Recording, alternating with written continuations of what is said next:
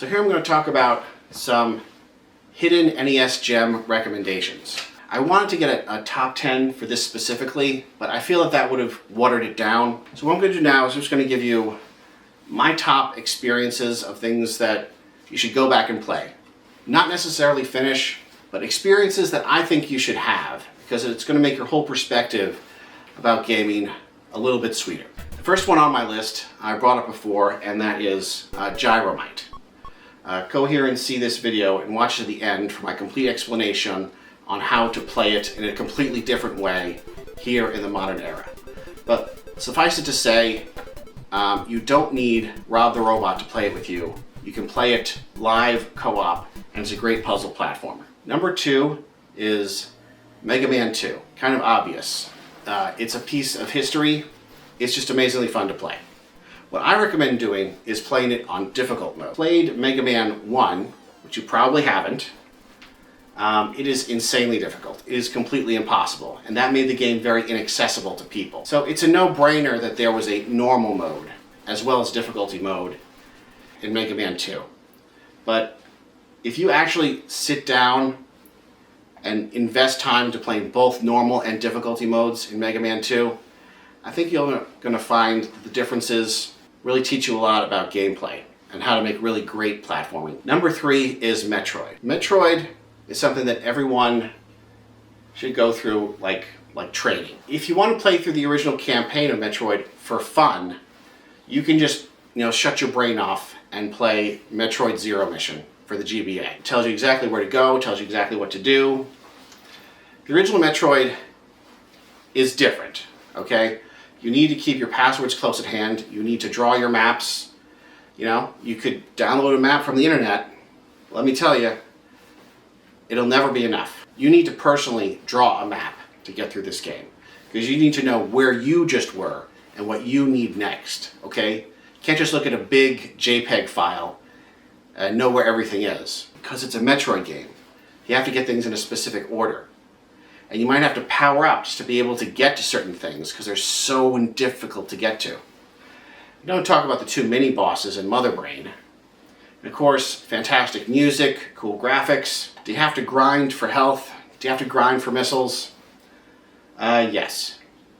But, I don't know. I'm sure someone's invented some way to hack the passwords to fix that.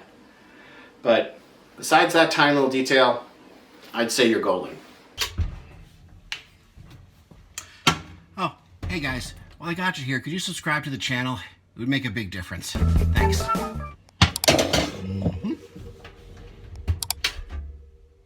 Now here I need to talk about Tetris, okay? Specifically, I need to talk about 2-player Tetris that only appeared on the Tengen unlicensed version of Tetris. The purple Tetris, as I like to call it, the one that was officially licensed with Nintendo, and that one's great. I love beating it to see the little happy dancing Nintendo mascots at the end. It's great, okay? But 2-player Tetris is something that was only there in Tengen, and it's an amazing 2-player co-op experience.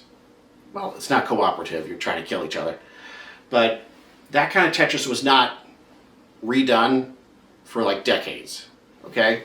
And going back and playing that specific version with another person is an amazing experience, and you should try it. All right, next, I need to talk about Little Nemo the Dream Master. This guy here, my Windsor McKay boy, all right? This guy is that guy. That guy is the guy, okay? A really, really solid Capcom game. Now you're saying, why are you skipping over all the other Disney games like Tailspin, Chip and Dale, DuckTales, DuckTales 2, Darkwing Duck, okay? I think it's better than those games, okay? There are just little frustrations and janky game design or level design. There's just janky level design in those games that just doesn't appear in Nemo. In Nemo, everything's very spread out, it's very relaxed, very dreamlike. It gives you some breathing room, okay? You can just solve the level and move on to the next one, save your progress maybe. It's just a good overall experience. if you could, you can go back to any specific level and just enjoy it, you know?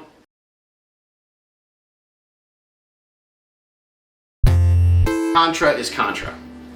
You think you're playing Rambo, but at the end it turns out it's Predator, which is very similar to the movie Predator. Oh man, it is so amazing.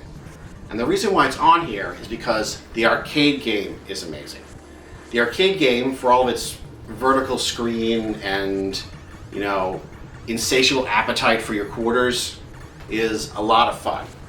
And Contra deserves a list, you know, not for the Konami code, not for the music or sound effects or the cutscenes, the varied level, the varied boss types, the two-player co-op.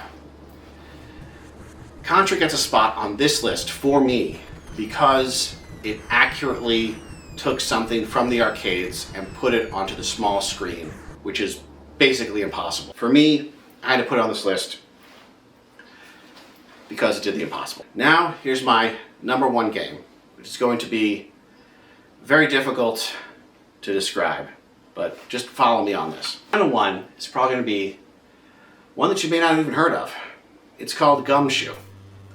It is an action-adventure platforming game with the light gun.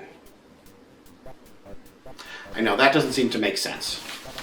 Now, the first thing you're probably asking is, how can a light gun game be impossible? You just walk right up to the screen and shoot the screen, and you automatically win every light gun game, right? No. No, you don't. This game is completely impossible. Doesn't matter how close you get to the TV, you're still screwed, okay? You play a gumshoe, or rather, I guess you're the gumshoe's like sniper, I guess. And he's walking along to try to collect 5 Black Panther diamonds, which I guess is a kind of a riff on the Pink Panther diamond from the old Inspector Clouseau movies. It's impossible, okay?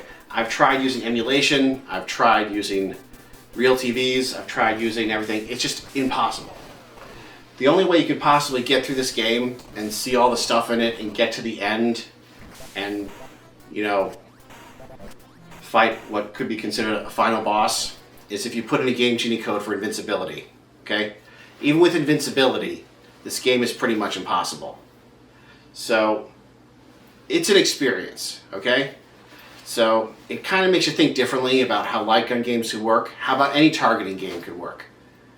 And, you know, it's old. It's been there since the original Black Box days.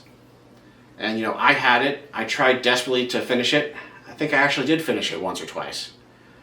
But, oh man, was it difficult. Thank you for this list. I hope you found something in here that's new and exciting that you can enjoy. So, until next time, everyone, take care of yourselves, and a little play goes a long way.